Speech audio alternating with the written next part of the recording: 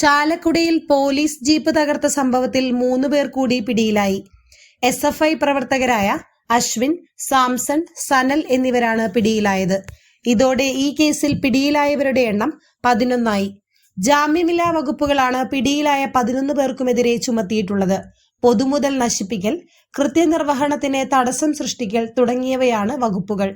കേസിലെ മുഖ്യപ്രതി നിതിൻ പുല്ലനെ 23-ന് ഒല്ലൂരിൽ നിന്നും പിടികൂടിയിരുന്നു.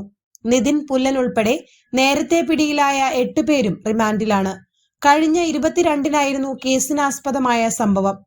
ചാലക്കുടി ITI തിരഞ്ഞെടുപ്പുമായി ബന്ധപ്പെട്ട് നടന്ന SFIയുടെ വിജയാഹ്ലാദത്തിനു ശേഷം ഹെൽമറ്റില്ലാതെ യാത്ര ചെയ്തതിന് പോലീസ് പിഴയടപ്പിച്ചിരുന്നു.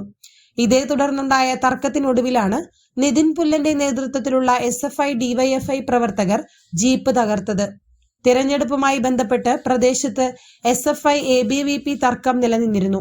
ഇതുമായി ബന്ധപ്പെട്ട് ഇരു കൂട്ടരുടെയും ബാനറുകളും കൊടിതോരണങ്ങളും പോലീസ് നീക്കം ചെയ്തിരുന്നു.